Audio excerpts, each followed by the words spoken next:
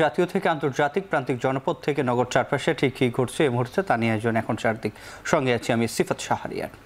আগামী বছরের ফেব্রুয়ারিতে জাতীয় নির্বাচন আয়োজনের প্রস্তুতি চলছে। পাশাপাশি স্বচ্ছতা, জবাবদিহিতা ও আইনের শাসন নিশ্চিতে নিরবিচ্ছিন্নভাবে চলছে সংস্কার কার্যক্রম। জাতিসংঘ সাধারণ পরিষদের অধিবেশনে বাংলায় দেয়া ভাষণে বিশ্ব নেতাদের প্রতি একথা জানান প্রধান উপদেষ্টা ডক্টর মোহাম্মদ ইউনূস। প্রধান উপদেষ্টার প্রায় ৪২ মিনিটের ভাষণে রোহিঙ্গা সংকট, বৈশ্বিক অস্থিরতা, জলবায়ু পরিবর্তন বিষয়ক সমস্যা, গাজা, ইসরায়েলি হামলা সহ বৈশ্বিক নানা প্রসঙ্গ উঠে আসে। বিশ্বশান্তি ও নিরাপত্তা, মানবাধিকার, বিশ্বব্যাপী জীবনমানের উন্নয়ন, ন্যায় বিচার, ন্যায্যতা ও সমতা প্রসারে জাতিসংঘ অনস্বীকার্যভাবে ভূমিকা রেখেছে। আগামী বছরের ফেব্রুয়ারি মাসে আমরা জাতীয় নির্বাচন অনুষ্ঠানের প্রস্তুতি নিচ্ছি। পাশাপাশি স্বচ্ছতা ও জবাবদিহিতা, আইনের শাসন নিশ্চিত করবার জন্য আমাদের নিরবচ্ছিন্নভাবে নাগরিক বান্ধব সংস্কার চালিয়ে যাচ্ছি। দেশের নাজুক অর্থনৈতিক পরিস্থিতি মজবুত করতে আমরা সংস্কারমূলক কিছু কঠিন কিন্তু প্রয়োজনীয় সিদ্ধান্ত গ্রহণ করেছি। লস অ্যান্ড ড্যামেজ ফান্ড পুরোপুরি চালু করতে হবে। জলবায়ুর পরিবর্তনের বিরূপ প্রতিক্রিয়া প্রশমনের উদ্যোগ যেমন বাড়াতে হবে, তেমনি অভিযোজনেও সমান গুরুত্ব দিতে হবে। তহবিল সংকটের কারণে আজকে রোহিঙ্গা ক্যাম্পগুলোতে ন্যূনতম জীবনমান বজায় রাখার আমাদের যৌথ প্রয়াসও ভেঙে পড়ার উপক্রম হয়েছে। বিশ্ব খাদ্য কর্মসূচি তাদের জরুরি সহায়তা কার্যক্রমে মারাত্মক তহবিল ঘাটতির বিষয়ে ইতোমধ্যে সতর্ক করে দিয়েছে আমাদেরকে। অবিলম্বে নতুন তহবিল না এলে মাসিক রেশন অর্ধেকে নামিয়ে এনে মাথাপিছু মাত্র $6 নামিয়ে আনতে বাধ্য হবে, যা রোহিঙ্গাদের অনাহার ও অপুষ্টিতে নিমজ্জিত করবে। দ্রুত পরিবর্তনশীল প্রযুক্তির এই যুগে উন্নয়নশীল বিশ্বের তরুণদের জন্য আরও গভীর এক ডিজিটাল বিভাজন তৈরি হওয়ার ঝুঁকি আজ আমাদের একটি বড় উদ্বেগ। কোয়ান্টাম কম্পিউটিং, কৃত্রিম বুদ্ধিমত্তা, ভাষাভিত্তিক বৃহৎ মডেল কিংবা আধুনিক যোগাযোগ ব্যবস্থা, এইসব প্রযুক্তি যেন তাই পক্ষপাতদুষ্ট না হয় এবং এর সুফল যেন ন্যায্যভাবে সবার কাছে পৌঁছায়, তা আজ আমাদের নিশ্চিত করতে হবে। আমি সবসময় মানুষকে আশার বাণী শুনিয়েছি, কখনো ভয় দেখিয়ে কিছু করা আমি সমর্থন করিনি, কিন্তু আজ আমাকে সেখান থেকে সরে এসে ভয়ঙ্কর কিছু কথা বলতে হচ্ছে। আজ আমি সতর্ক করছি, চরম জাতীয়তাবাদ, অন্যের ক্ষতি হয় এমন ভূ রাজনীতি এবং অন্যের দুর্ভোগ ও পীড়নের প্রতি ঔদাসীন্য বহু দশকের পরিশ্রমে আমরা যে অগ্রগতি অর্জন করেছি তা ধ্বংস করে দিচ্ছে। এর সবচেয়ে মর্মান্তিক চিত্র আমরা দেখেছি গাজায়। শিশুরা না খেয়ে অকাল মৃত্যুবরণ করছে, বেসামরিক জনগোষ্ঠীকে নির্বিচারে হত্যা করছে, হাসপাতাল, স্কুল সহ একটা গোটা জনপদ নিশ্চিহ্ন করে দিচ্ছে। জাতিসংঘের স্বাধীন তদন্ত কমিশনের সাথে আমরাও একমত যে আমাদের চোখের সামনেই একটি নির্বিচার গণহত্যা সংঘটিত হচ্ছে। আমাদের দুর্ভাগ্য যে মানব জাতির পক্ষ থেকে এর অবসানে আমরা সর্বোচ্চ চেষ্টা করছি না এখনো। এই অবস্থা চলতে থাকলে ভবিষ্যৎ প্রজন্ম ও ইতিহাস আমাদেরকে ক্ষমা করবে না। বাংলাদেশের জনগণ, এই বিশ্বের বিবেকবান নাগরিকদের পক্ষ থেকে আমি আবারও জোরালো দাবি জানাচ্ছি যে পূর্ব জেরুজালেমকে রাজধানী করে একটি স্বাধীন ফিলিস্তিন রাষ্ট্র গঠনের মাধ্যমে এই সমস্যার দ্বিরাষ্ট্রীয় ভিত্তিক সমাধান এখনই বাস্তবায়ন করতে হবে। একবিংশ শতাব্দীতে কোনো সমাজেই ঘৃণা, অসহিষ্ণুতা, বর্ণবাদ, বিদেশিদের প্রতি বিদ্বেষ বা ইসলাম বিদ্বেষীদের কোনো স্থান নেই। অথচ বর্তমানে বিভ্রান্তিমূলক প্রচারণা, ঘৃণাত্মক বক্তব্য গুরুতর উদ্বেগের বিষয় হয়ে দাঁড়িয়েছে। গত বছর বাংলাদেশে ছাত্র জনতার অভ্যুত্থান পরবর্তী সময়ে বিভিন্ন স্বার্থান্বেষী গোষ্ঠীর পক্ষ থেকে উদ্দেশ্যমূলকভাবে বিভ্রান্তিকর সংবাদ ছড়ানো হয়েছে, যা এখনো চলমান রয়েছে। এর সঙ্গে যুক্ত হয়েছে পরিকল্পিত মিথ্যা সংবাদ, কৃত্রিম বুদ্ধিমত্তা নির্ভর ডিপফেক এর প্রসার, যা পরিস্থিতিকে আরো জটিল করে তুলেছে। এসবের বিরুদ্ধে আমাদের একসঙ্গে কাজ করতে হবে, যাতে এসব বিকৃত কর্মকাণ্ড মানুষের আস্থাকে বিনষ্ট না করে কিংবা সামাজিক সম্প্রীতিকে দুর্বল করে না দেয়। বাংলাদেশ পারস্পরিক শ্রদ্ধা, স্বচ্ছতা এবং কল্যাণের ভিত্তিতে আঞ্চলিক সহযোগিতায় অঙ্গীকারবদ্ধ। আমরা বিমস্টেক, BBIN, এশিয়ান হাইওয়ে এবং সাসিকের মতো অন্যান্য উদ্যোগের মাধ্যমে আঞ্চলিক সংযোগ ও বাণিজ্যকে এগিয়ে নিচ্ছি। এর সাথে আমরা আসিয়ানের মতো কার্যকরী আঞ্চলিক ফোরামে যুক্ত হওয়ার জন্য আগ্রহ প্রকাশ করেছি। এই মর্মে কাজ করে যাচ্ছি। দক্ষিণ এশীয় আঞ্চলিক সহযোগিতা সংস্থা সার্ককে পুনর্জীবিত করার জন্য আমরা দৃঢ় আহ্বান জানাচ্ছি। ডাকসু নির্বাচনে অনিয়ম হলেও ঢাকা বিশ্ববিদ্যালয়ের ভিসি এবং সরকারের জায়গা থেকে ফলপ্রসূ ব্যবস্থা নেওয়া হয়নি। এমন ব্যবস্থা চলতে থাকলে আগামী নির্বাচনে ঝুঁকি থেকে যায় বলে মন্তব্য করেছেন বিএনপির সিনিয়র যুগ্ম মহাসচিব রুহুল কবির রিজভী। বিকেলে রাজধানীর বীরপুরে বিএনপির চেয়ারপারসনের সুস্থতা কামনা ও ছাত্রদলের প্রতিষ্ঠাতা আহ্বায়ক কাজী আসাদুজ্জামানের ষষ্ঠ মৃত্যুবার্ষিকীর স্মরণ সভায় যোগ দিয়ে তিনি এসব জানান। একটি গোষ্ঠী অশুভ উদ্দেশ্যে কাজ করছে উল্লেখ করে সরকার দৃষ্টিসীমায় থেকেই এগুলো করা হচ্ছে বলেও অভিযোগ জানান তিনি। বলেন, শেখ হাসিনার মতো নীল নকশা বাস্তবায়ন করে কাউকে জিতিয়ে দেওয়ার পায়তারা করলে জনগণ তা মেনে নেবে না বলেও মন্তব্য করেন তিনি।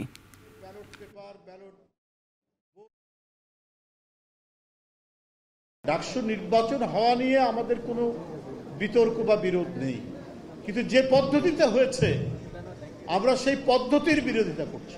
এইটা অন্তর্বর্তীকালীন সরকারের দেখা উচিত ছিল। এই প্রক্রিয়া যদি চলতে থাকে আগামী জাতীয় নির্বাচন অত্যন্ত ঝুঁকিপূর্ণ হয়ে যাবে। আগামী জাতীয় নির্বাচন অনেক প্রশ্ন উঠবে এবং নানা কায়দা কানুন করে উদ্দেশ্য প্রণোদিতভাবে কোনো ফলাফল করা হবে কিনা এই নিয়ে জনমনে প্রশ্ন দেখা দিয়েছে।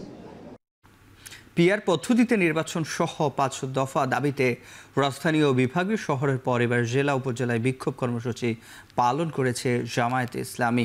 কিশোরগঞ্জের জুমার নামাজের পর বিক্ষোভ মিছিল শুরু হয়ে শহরের প্রধান সড়ক প্রদক্ষিণ শেষে বড়বাজার মোড়ে সমাবেশ হয়। বক্তারা আগামী নির্বাচনে পিআর পদ্ধতি চালু সহ নানা দাবি জানান। সকালে হবিগঞ্জ শহরের কোট মসজিদ প্রাঙ্গণে সমাবেশের আয়োজন করে জামাত। এতে জেলা উপজেলা পর্যায়ের নেতাকর্মীরা উপস্থিত ছিলেন। নাটোর জামায়াতে ইসলামীর স্বাধীনতা চত্বর এলাকা থেকে বিক্ষোভ মিছিলে বের করে।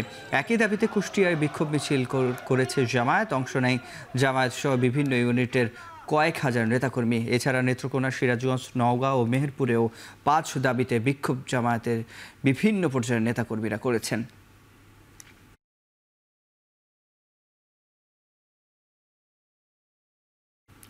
অতীতের নির্বাচনে যে কর্মকর্তারা অবৈধ কার্যক্রমে জড়িত ছিলেন আগামী নির্বাচনে তাদের কোনো দায়িত্ব দেওয়া হবে না বলে জানিয়েছেন ইসি আনোয়ারুল ইসলাম সরকার।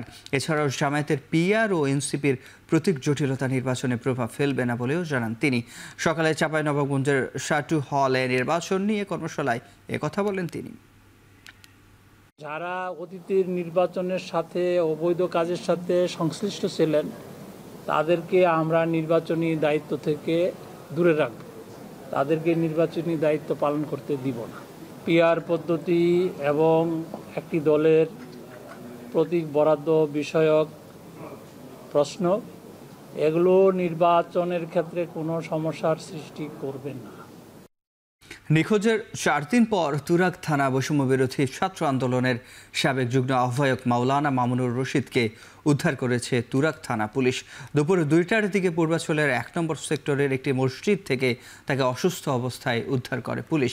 পরে তাকে চিকিৎসার জন্য উত্তরার কুয়েত মৈত্রীর হাসপাতালে নেওয়া হয় বলে জানায় পুলিশ। এদিকে 5 আগস্ট পরবর্তী সময়ে কেউ গুম হওয়ার ঘটনায় ক্ষোভ ও হতাশা ব্যক্ত করেছেন মামুনুর রশিদের সহকর্মী ও স্বজনরা।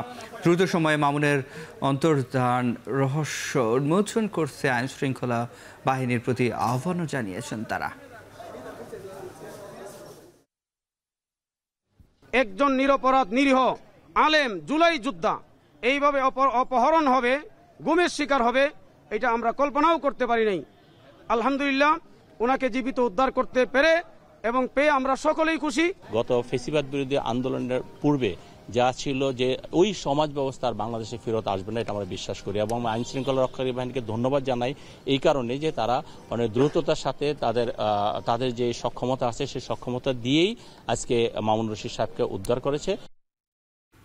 আওয়ামী লীগের সহযোগী জাতীয় পার্টি সহ 14 দলের রাজনীতি নিষিদ্ধ ও দ্রুত বিচারের দাবি জানিয়েছে মঞ্চ ২৪। জাদুঘরের সামনে মঞ্চ ২৪-এর সংবাদ সম্মেলনে বক্তারা বলেন, রাজনীতিতে ১৪ দল একটি অপশক্তির নাম। এদেশের মানুষের অধিকারকে উপেক্ষা করে স্বৈরাচারী জননীকে বৈধতা দিয়েছিল এই আওয়ামী জোট। ফ্যাসিস্ট রাজনৈতিক কাঠামো তৈরি করে সুশাসনের পরিবর্তে স্বৈরাচার, গণতন্ত্রের পরিবর্তে গোপন অপকৌশল এবং দেশের স্বার্থের পরিবর্তে বিদেশি আধিপত্যবাদের সবচেয়ে বড় পৃষ্ঠপোষক ছিল ১৪ দলীয় জোট।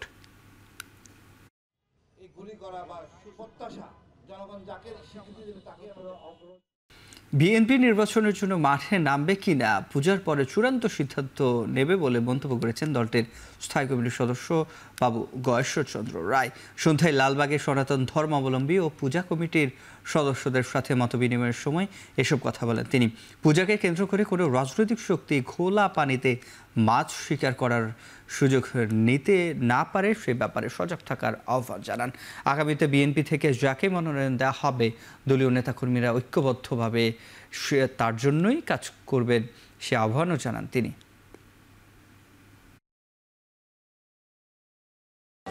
এই পূজাটাকে কেন্দ্র করে কোনো রাজনৈতিক শক্তি বা পরাজনৈতিক শক্তি যাই বলি খোলা পানিতে মাছ শিকার করার একটা সুযোগ নিতে পারে। সেই কারণে আমাদের বেশি সচেতন থাকতে হবে। এখানে হিন্দু ভাইদের স্বাধীনতা এবং নিরাপত্তা ঘোষণা, এটা আগামী জাতীয় অস্তিত্বের প্রশ্নেই আমাদেরকে সজাগ থাকতে হবে। বিএনপির পক্ষ থেকে দায়িত্ব পালন। আগামী নির্বাচনকেও ভণ্ডুল করার চেষ্টা করলে সেটা কঠোরভাবে প্রতিরোধ করা হবে বলে জানিয়েছেন গণসংহতি আন্দোলনের প্রধান সমন্বয়কারী জুনায়েদ সাকিব। দেশের মানুষকে ঐক্যবদ্ধ হয়ে সকল ধরনের জবরদস্তির বিরুদ্ধে রুখে দাঁড়ানোর আহ্বান জানান তিনি। শুক্রবার সন্ধ্যায় নারায়ণগঞ্জ শহরের চাষারায় শহীদ মিনারে এক সমাবেশে তিনি কথা বলেন। আমরা বিচার চাই, আমরা সংস্কার চাই, আমরা নির্বাচন চাই এবং ফেব্রুয়ারির মধ্যেই নির্বাচন হতে হবে। বাংলাদেশের জাতীয় স্বার্থে 15ই ফেব্রুয়ারির মধ্যে যে নির্বাচনের ঘোষণা অন্তর্বর্তী সরকার দিয়েছেন সেইটা ভণ্ডুল করার কোন ষড়যন্ত্র কোন দিক থেকে আমরা মানব না। আমরা সেটাকে প্রতিরোধ করব। জনগণকে আজকে এই ঐক্যের জায়গায় আসতে হবে। স্বাধীনতার ৫৪ বছরে আওয়ামী লীগ ও শেখ হাসিনার নেতৃত্বাধীন সময়ে মন্দির ও পূজা মণ্ডপে সবচেয়ে বেশি হামলার ঘটনা ঘটেছে বলে মন্তব্য করেছেন বাংলাদেশ জামায়াতে ইসলামী ঢাকা মহানগরী দক্ষিণের নায়েবে আমির অ্যাডভোকেট ডক্টর হেলাল উদ্দিন। বৃহস্পতিবার রাজধানীর পল্টনে আসন্ন দুর্গাপূজা উপলক্ষে রমনা, শাহবাগ, পল্টন, মতিঝিল ও শাহজাহানপুর থানার বিভিন্ন মন্দির ও পূজা উদযাপন কমিটির নেতাদের সঙ্গে মতবিনিময় সভায় তিনি বলেন, বিদেশে বসে দেশকে অশান্ত করার চক্রান্ত চালাচ্ছে শেখ হাসিনা। তাই দুর্গাপূজাকে কেন্দ্র করে যেন কোনো অপ্রীতিকর ঘটনা না ঘটে সে বিষয়ে সবাইকে সজাগ থাকার আহ্বান জানান তিনি। এ সময় জামায়াতের নেতারা আশ্বাস দেন, পূজা শান্তিপূর্ণভাবে আয়োজন নিশ্চিত করতে মন্দির ও পূজা কমিটির পাশে থাকবে তাদের দলের নেতাকর্মীরা। আমরা দেখেছি স্বাধীনতার এই যে ৫৪ বছরে বেশিরভাগ সময় যারা ক্ষমতায় ছিল তারাই এই কাজগুলো করছে।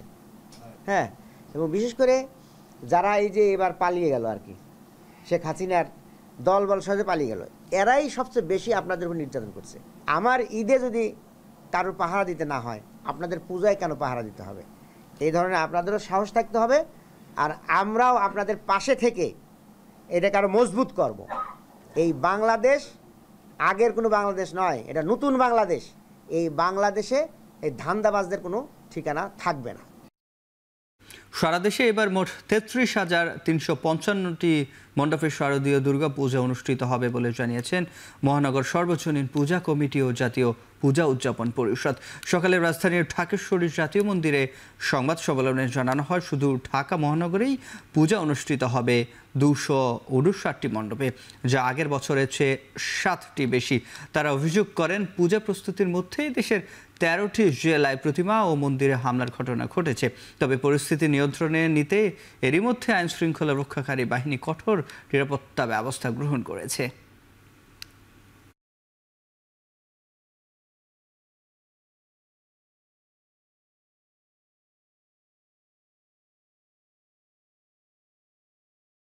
আগামী বছরের ফেব্রুয়ারিতে জাতীয় নির্বাচন আয়োজনের প্রস্তুতি চলছে।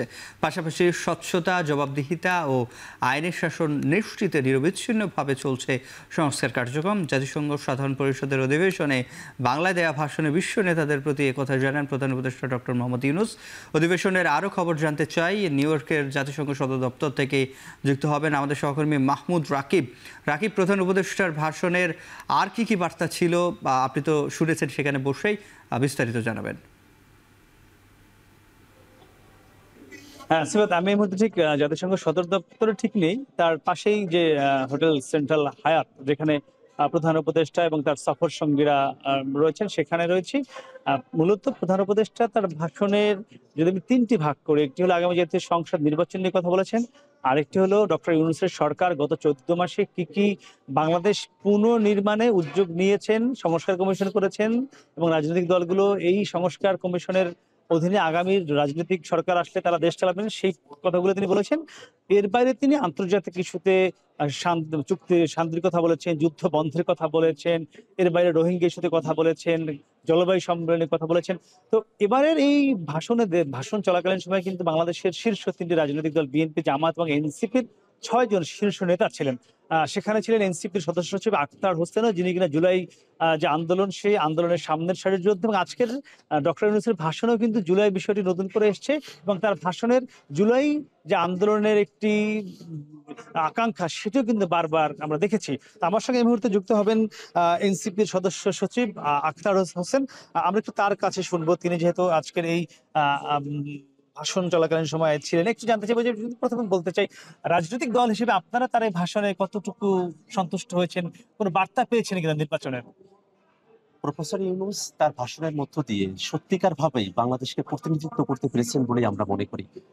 তার বক্তব্য শুরুর সময়টাতে একেবারে বাংলাদেশিদের যে সংস্কৃতি, সেটাকে ধারণ করে সালাম বিনিময়ের মধ্য দিয়ে বক্তব্য শুরু করা। এরপরেই 24-এর যে অভ্যুত্থান, সে অভ্যুত্থানকে বারংবার তিনি স্মরণ করেছেন এবং আমাদের শহীদদের যে আকাঙ্ক্ষা ছিল, আমরা যে আকাঙ্ক্ষার ভিত্তিতে 24-এর অভ্যুত্থানে একত্রিত হয়েছিলাম, সে আকাঙ্ক্ষাগুলোকে বাস্তবায়নের অঙ্গীকার তিনি ব্যক্ত করেছেন।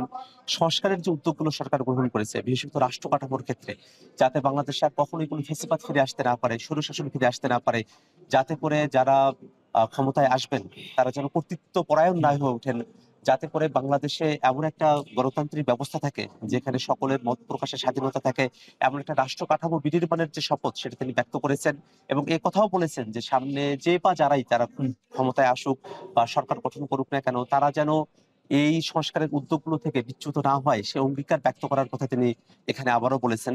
আমরা তার এই সামগ্রিক যে বক্তব্য, সেই বক্তব্যকে আমরা স্বাগত জানাই এবং তার বক্তব্যের মধ্য দিয়ে তিনি অর্থ পাচারের যে বিষয়টা বাংলাদেশে গত 15 বছর ধরে ঘটেছিল, সে বিষয়টাকে তিনি অ্যাড্রেস করেছেন এবং বিশ্বের বিভিন্ন দেশগুলোতে, যে দেশগুলোতে আসলে বাংলাদেশের অর্থগুলো পাচার করে রাখা হয়েছে, সেই দেশগুলো যাতে বাংলাদেশকে এই অর্থ ফিরিয়ে দিতে সহযোগিতা করে, সে ব্যাপারে তিনি বিশ্ব নেতাদের কাছে সাহায্য প্রার্থনা করেছেন। একটি বিষয় জানতে চাই, এই যে তিনি নির্বাচন নিয়ে কথাগুলো বলেছেন, আপনি যেগুলো সেই বিষয়গুলো বলছিলেন যে আগামীতে যারাই সরকার গঠন করুক তারাই সংস্কারগুলো যাতে মেনে রাষ্ট্র পরিচালনা করে, সেই কথাগুলো তিনি বলেছেন। আমার প্রশ্ন হলো, তার এই যে বার্তাগুলো যেগুলো তিনি বিশ্ব নেতাদের সামনে দিয়েছেন, এগুলো আগামী সরকাররা বাস্তবায়ন করতে কোনো চাপে পড়বে কিনা আজকের ভাষণের মধ্যে দিয়ে, নাকি বলার জন্যই বলা হলো?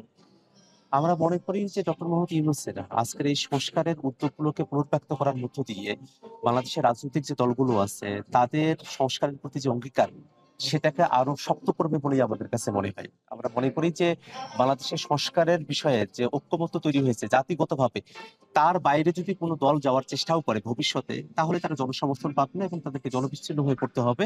এবং আজকে ডক্টর মোহাম্মদ ইউনূস জনগণের পক্ষ হয়ে সংস্কারের বার্তাটাকে আবার উপস্থাপন করেছেন। জনগণের পক্ষ থেকে আমরা তার কাছে কৃতজ্ঞতা ব্যক্ত করতে চাই।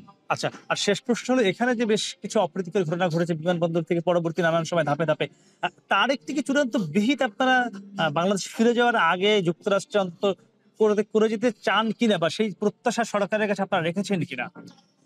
আমরা এখানে বিমানবন্দরে পৌঁছার পর থেকেই যারা সরকারের কর্তব্যরত ব্যক্তিরা ছিলেন, তাদের মধ্যে এক ধরনের গাফিলতি আমরা খেয়াল করেছি, এক ধরনের মিসকমিউনিকেশন, এখানে অপতথ্য ছিল, যোগাযোগের সমন্বয়হীনতা ছিল। এই সমন্বয়হীনতা কেন হলো এবং তার ভিতরে কি কোনো ধরনের ষড়যন্ত্রের আভাস আছে কিনা, সে ব্যাপারে খোঁজখবর নেওয়ার জন্য আমরা সরকারের যারা এখানে দায়িত্বশীল আছেন যারা উপদেষ্টারা আছেন তাদের কাছে আমরা এটা বারবার বলেছি। এবং একটা বিষয় হলো যে যারা এই হামলার চেষ্টাটা করেছেন, যারা রেপের থ্রেট দিয়েছেন, তাদের বিরুদ্ধে কিন্তু আমরা মামলা দায়ের করেছি। এবং আমরা আশাবাদী যে যারা নানাবিধভাবে দেশের ভিতরে অস্থিতিশীলতা তৈরি করার চেষ্টা করে এবং বাইরে এসেও তারা অস্থিতিশীলতা তৈরি করার চেষ্টা করছে, তাদের কিন্তু বাংলাদেশের মানুষ গ্রহণ করবে না কোনোভাবেই। এবং শেখ হাসিনা তাদের সঙ্গে কথা বলছেন বলে আমরা খবরে দেখেছি। আওয়ামী লীগ কতটা সন্ত্রাসী সংগঠন হলে পরে তাদের সন্ত্রাসের কার্যক্রমকে তাদের সর্বোচ্চ জায়গা থেকে, তিনিও সন্ত্রাসী আসলে, এই কারণেই তিনি সমর্থন করে যাচ্ছেন, তারই একটা বহিঃপ্রকাশ আমরা বারংবার দেখতে পাচ্ছি। তবে এটা বাংলাদেশের মানুষ এটাকে ইতিবাচক ভাবে গ্রহণ করে। মামলাটি কি আপনি ব্যক্তি আক্তার হোসেন করেছেন না বাংলাদেশ সরকার বা হাইকমিশন করেছে?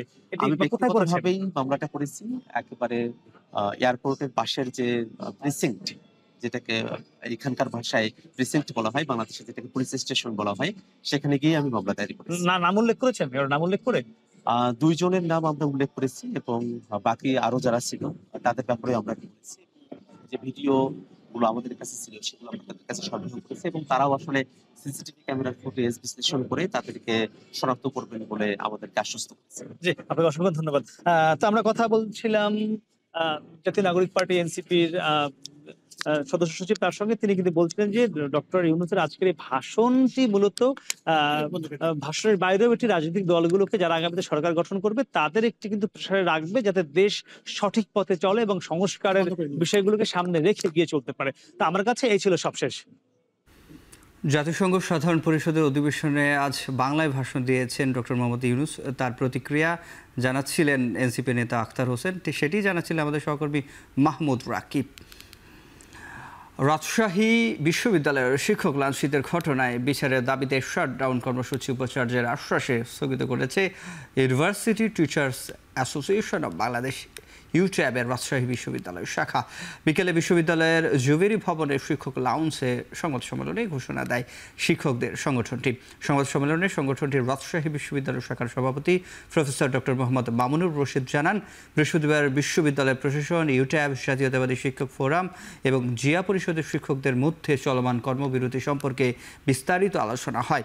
আলোচনা সভায় উপাচার্য দ্রুত সময়ের মধ্যে শিক্ষক লাঞ্ছনাকারীদের দৃশ্যমান শাস্তির ব্যবস্থা করবেন বলে জানান তিনি।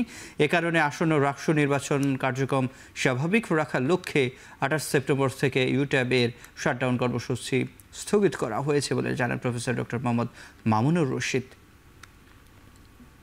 আমরা একটা গণতান্ত্রিক এবং সুষ্ঠু নির্বাচন যাতে অনুষ্ঠিত হয় সেটার জন্য আমরাও সেটা আশা করি এবং এইখানে ইউট্যাব কখনোই এর সাথে বাধাগ্রস্ত করার জন্য কোনো কর্মসূচি দিবে না বলে আমরা মনে করি। আমরা এটা বিশ্বাস করতে চাই যে উনি অতি দ্রুত সময়ের মধ্যে এটার বিচারটা উনি করবেন, এটা আমরা বিশ্বাস করেছি। যে যেহেতু 16 তারিখে একটি নির্বাচন রয়েছে, ডাক গুড়গুড় সুন্দর একটা পরিবেশের মধ্যে আমরা নির্বাচনটা করতে চাই। আমার মনে হয় উনি এই নির্বাচনের আগেই হয়তোবা এটার একটা সমাধান উনি করবেন। চাঁপাইনবাবগঞ্জ, রাজশাহী ও নাটোর থেকে ঢাকাগামী যাত্রীবাহী বাস চলাচল হঠাৎ বন্ধ করেছে মালিকপক্ষ। রাত থেকে বাস চলাচল বন্ধ হওয়ায় সড়কে তৈরি হয়েছে চরম ভোগান্তি। বাস শ্রমিকরা জানান, রাজশাহী থেকে ঢাকায় প্রতি ট্রিপে চালক 1250 টাকা, সুপারভাইজার 500 টাকা এবং চালকের সহকারী 400 টাকা পান। সম্প্রতি বেতন বাড়ানোর দাবিতে আন্দোলনে শুরু করলে কয়েক দফায় বাস চলাচল বন্ধ হয়ে যায়। ফলে সংকট নিরসনে গত 23 সেপ্টেম্বর ঢাকায় শ্রমিক পক্ষ ও মালিক পক্ষ মিটিং হয়। সিদ্ধান্ত হয় রাজশাহী থেকে ঢাকা চলাচলে প্রতি ট্রিপে চালক 1750, সুপারভাইজার 750 এবং সহকারী 700 টাকা পাবেন। আগামীকাল শুক্রবার থেকে তা বাস্তবায়নের কথা ছিল। তার আগে বৃহস্পতিবার রাতে বেশি টাকা বেতন দিবে না জানিয়ে মালিকপক্ষ বাস বন্ধ করে দেয়। আমি গল্পই করি না কারোর সাথে। রোহিঙ্গাদের নিজ দেশে ফিরিয়ে দিতে আন্তর্জাতিক অঙ্গনে চেষ্টা চালাচ্ছে সরকার, তবে আন্তর্জাতিক সহায়তা কমায় তা কঠিন হয়ে পড়েছে বলে মন্তব্য করেছেন ত্রাণ, দুর্যোগ ও মুক্তিযুদ্ধ বিষয়ক উপদেষ্টা ফারুকি আজম। দুপুরের চট্টগ্রাম প্রেস ক্লাবে রোহিঙ্গা সংকট নিয়ে আলোচনা সভায় তিনি বলেন, রোহিঙ্গা সমস্যা রাজনৈতিকভাবে সৃষ্টি হয়েছে, তাই কূটনৈতিক ও শক্তিশালী রাজনৈতিক অবস্থান তৈরি করেই এই সমস্যার সমাধান করতে হবে। আন্তর্জাতিক মহল বিষয়টি আলোচনা হলেও অধিকাংশ মুসলিম রাষ্ট্র তা কাঙ্ক্ষিত সহায়তা করছে না।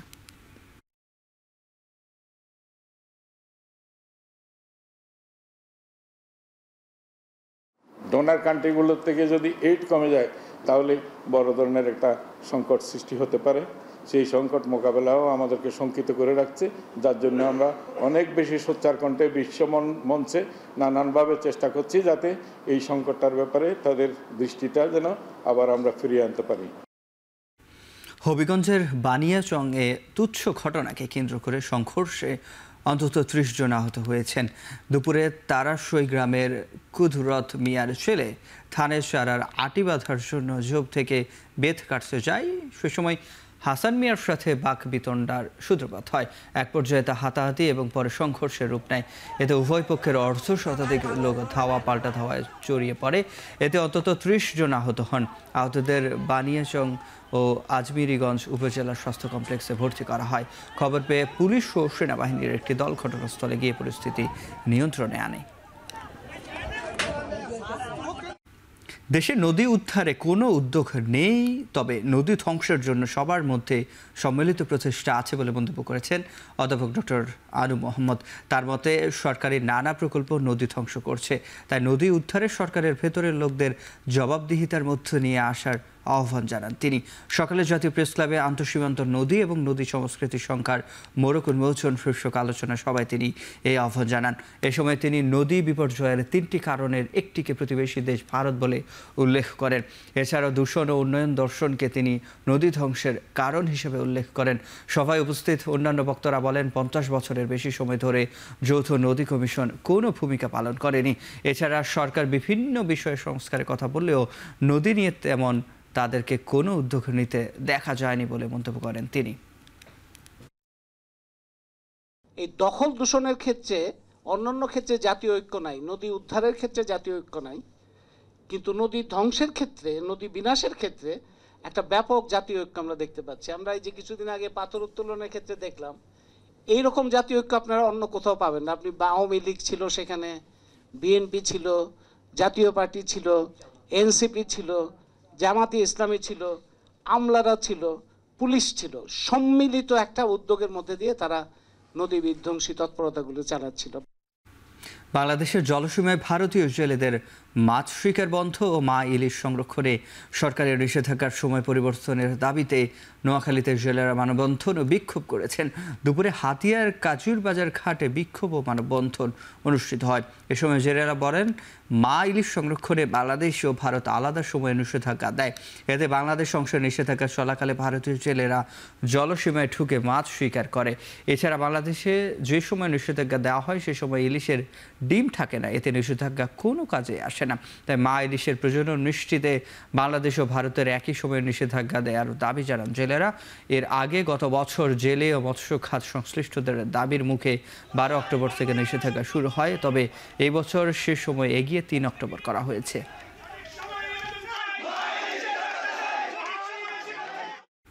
ময়মনসিংহে ব্রহ্মপুত্র নদের ভাঙন থেকে রক্ষার দাবিতে মানববন্ধন করেছে স্থানীয়রা। সকালে গরুরপুর উপজেলার খোদাবক্সপুর ভাটিপাড়া এলাকায় ঘণ্টাব্যাপী মানববন্ধনে অংশ নেন ভাঙন ঝুঁকিতে থাকার অর্ধ শতাধিক পরিবার। স্থানীয়রা জানান, গেল এক সপ্তাহে 300 ফুট এলাকা নদী গর্ভে বিলীন হয়েছে।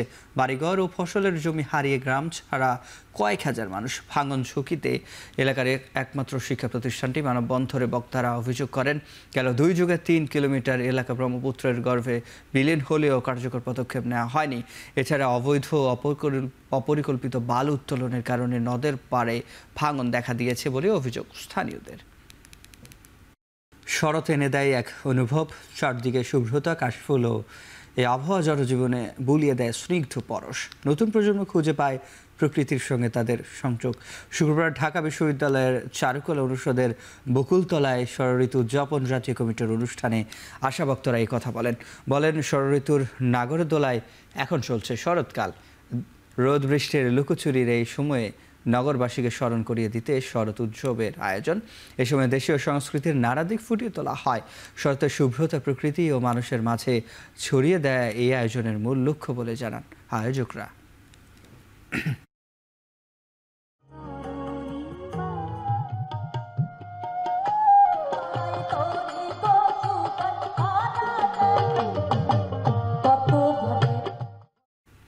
দেশের 3 স্থানে সড়ক দুর্ঘটনায় মোট 9 জন নিহত হয়েছেন। এর মধ্যে সুনামগঞ্জে মা মেয়ে সহ 3 জন, রংপুরে মা ছেলে সহ 3 জন এবং বগুড়ায় বাবা ছেলে সহ 3 জনের মৃত্যু হয়েছে। বগুড়ায় সারিয়াকান্দিতে ট্রাকের সঙ্গে অটোরিকশার সংঘর্ষে বাবা ছেলে সহ 3 জন নিহত হয়েছেন। আহত হয়েছেন মা ও মেয়ে। পুলিশ জানায় সকালে বগুড়া থেকে যাত্রী নিয়ে একটি অটোরিকশা নার্সিগ্রামে যাওয়ার পথে বিপরীত দিক থেকে আসা ট্রাকের সঙ্গে সংঘর্ষ হয়। ঘটনাস্থলে অটোরিকশার চালক মারা যান। পরে হাসপাতালে যাত্রী বাবা ছেলের মৃত্যু হয়। এদিকে রংপুরে পিকআপ ও বালু বোঝায় ট্রাকের সংঘর্ষে মা ও ছেলে সহ 3 জন নিহত হয়েছে। ভোরে দমদমা ব্রিজের উত্তরে মালবাহী পিকআপ ইউটার্ন নেয়ার সময় বালু ট্রাকের সঙ্গে ধাক্কা খায়। ঘটনাস্থলে মৃত্যু হয় 3 জনের।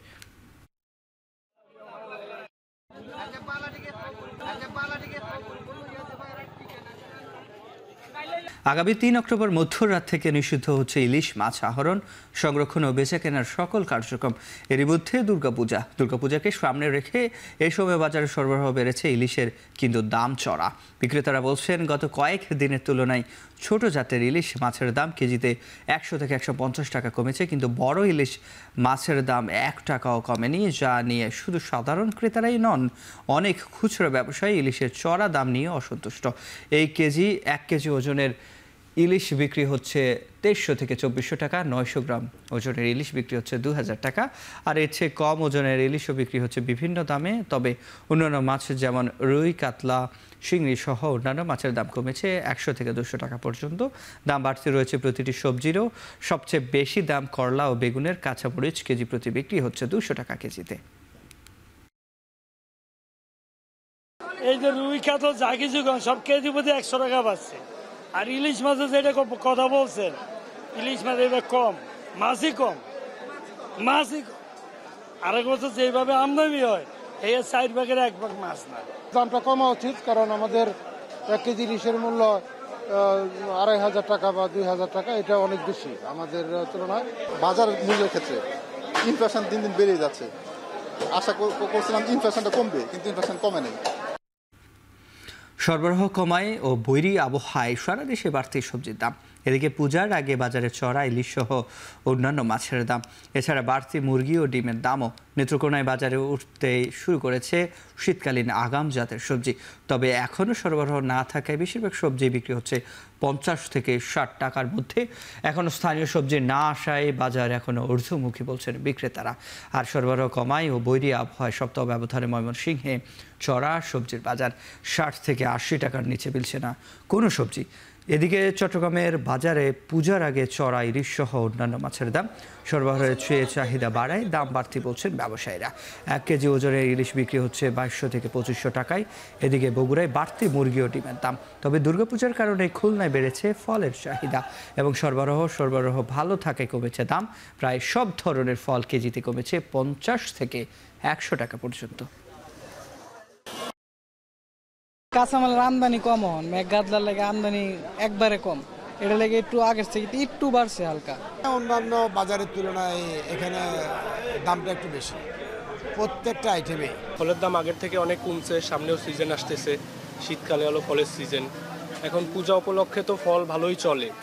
এবার আন্তর্জাতিক প্রসঙ্গ। অভিবাসন নীতিতে বড় ধরনের পরিবর্তন আনতে যাচ্ছে যুক্তরাজ্য। অভিবাসনীদের কার্যক্রম তদারকি করতে ডিজিটাল কার্ড চালুর ঘোষণা দিয়েছেন দেশটির প্রধানমন্ত্রী কিয়ার স্টারমার। এতে করে ব্রিটেনে অবস্থানরত অভিবাসীদের অবৈধ কার্যক্রম কমে আসবে বলে মত তার। নিরাপত্তা জোরদার হবে দেশের সীমান্তে। মূলত বাড়ি ভাড়া বা নতুন চাকরি নেয়ার ক্ষেত্রে ডিজিটাল আইডি দেখাতে হবে অভিবাসীদের, যেখানে তাদের সব ধরনের তথ্য নিবন্ধিত থাকবে। এর মধ্যে সিঙ্গাপুর, চীন, দক্ষিণ কোরিয়া, আফগানিস্তান সহ ইউরোপের বেশ কয়েকটি দেশ চালু রয়েছে এই ব্যবস্থা।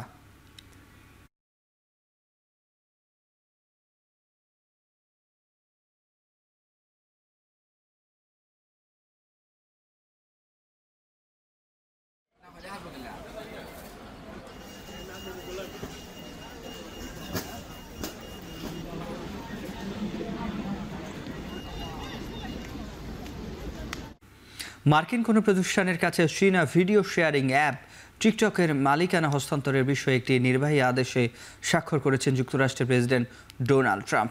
মার্কিন ভাইস প্রেসিডেন্ট জেডি ভান্স নিশ্চিত করেছেন বর্তমান যুক্তরাষ্ট্রে টিকটকের বাজার মূল্য প্রায় $14 বিলিয়ন।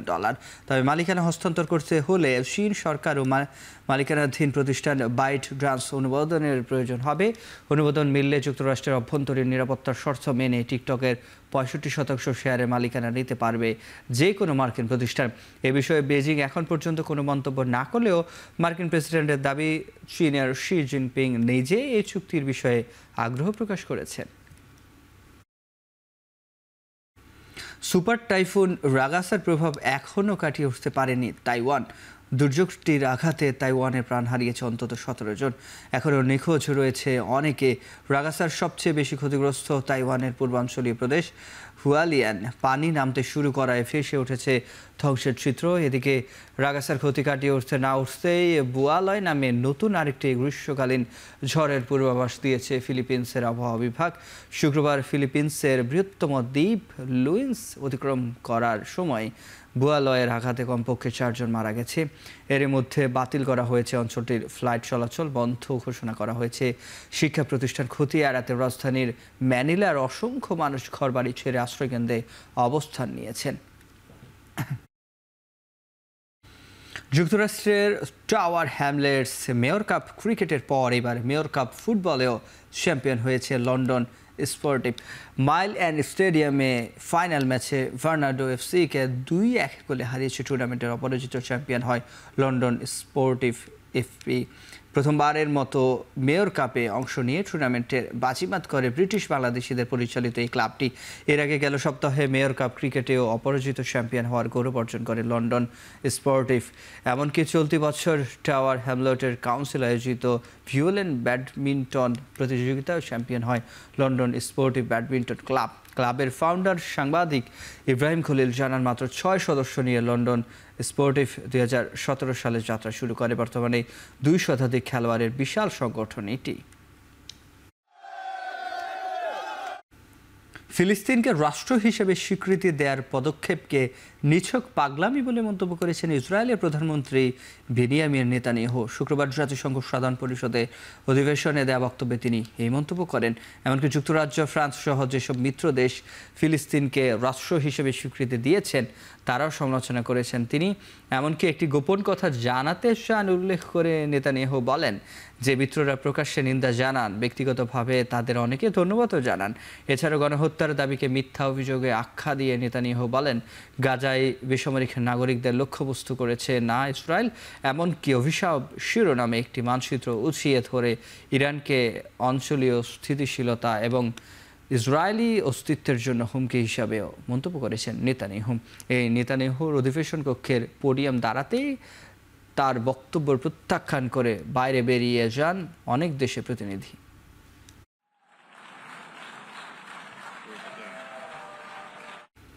খেলার প্রসঙ্গ, বিসিবি নির্বাচন নিয়ে বর্তমান ক্রিকেটাররা নির্দিষ্ট কোনো ব্যক্তির পক্ষপাতিত্ব করে কোড অফ কন্ডাক্ট ভঙ্গ করেছেন বলে মনে করেন আসিফ মাহমুদ সজীব ভুঁইয়া। এদিকে সরকার পরিবর্তনে এবারের নির্বাচন বেশ জমজমাট এবং এই নির্বাচনে যে অংশগ্রহণমূলক হচ্ছে সেটি নিশ্চিত করতে চান এই সরকার এবং তিনি বলছেন প্রতিদ্বন্দ্বিতাপূর্ণ হবে বলেও মনে করছেন ক্রীড়া উপদেষ্টা। এখানে ট্রু প্রতিদ্বন্দ্বিতা হচ্ছে, এখানে দুইজনেরই পাল্লা যথেষ্ট ভারী। প্রতিদ্বন্দ্বিতার মধ্য দিয়ে যে আসবে সে, তাকে মেনে নিতে কারো কোনো সমস্যা থাকা উচিত না। গণতান্ত্রিক প্রক্রিয়া যে আসবে সে, তো এই পরিবেশটাই আমরা সামনেও চাই। এই যে ক্রিকেটারদেরকে দিয়ে দলাদলি করানো, এটা আমি যখন অ্যাজ এ ফ্যানও দেখছি 2 বছর আগে, 5 বছর আগে, এখনও এটা হচ্ছে না, খুব দুঃখজনক। নাম কাওয়াজতে যার কোনো ঠিকানা নাই, ক্লাব এরকম ক্লাব রেখে তো আসলে ক্রিকেটের কোনো উন্নতি হচ্ছে না।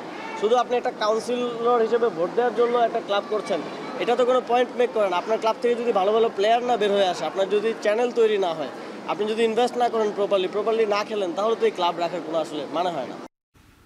ভারতের প্রথম পুরুষ ক্রিকেটার হিসেবে অস্ট্রেলিয়ার ফ্রাঞ্চাইজি টি-20 টুর্নামেন্টে বিগ ব্যাশের আগামী মৌসুমে খেলবেন স্পিনার রবিচন্দ্রন অশ্বিন। বিগ ব্যাশের আগামী আসরে সিডনি থান্ডারের সাথে চুক্তিবদ্ধ হয়েছেন অশ্বিন। ভারতীয় ক্রিকেট বোর্ডের BCCI এর নিয়ম অনুযায়ী দেশের হয়ে আন্তর্জাতিক ও ঘরোয়া ক্রিকেট খেললে ভারতের ক্রিকেটাররা দেশের বাইরে টি-20 লিগে খেলার অনুমতি দেওয়া হয় না। ইতিমধ্যে আন্তর্জাতিক ক্রিকেট ও ইন্ডিয়ান প্রিমিয়ার লিগ IPL থেকে অবসর নিয়েছেন অশ্বিন, তাই দেশের বাইরে টি-20 লিগে খেলতে আর কোনো বাধা নেই তার। 11 মাস আগে ফুটবল বিশ্বকাপের মাস্কট আনুষ্ঠানিকভাবে প্রকাশ করলো ফিফা।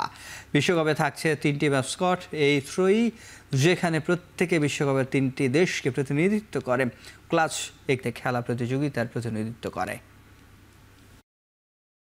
দিনাজপুরের পার্বতীপুরে অনুষ্ঠিত হয়েছে আন্তর্জাতিক স্বীকৃতি পাওয়া নর্দার্ন হাফ ম্যারাথন, যেখানে অংশ নিয়েছেন 975 জন দৌড়বিদ, এরই মধ্যে আছেন 6 জন বিদেশিও। শুক্রবার ভোর 5:30টায় পার্বতীপুরের সোনাপুকুর এলাকায় আয়োজনে উদ্বোধন করেন দিনাজপুর জেলা প্রশাসন।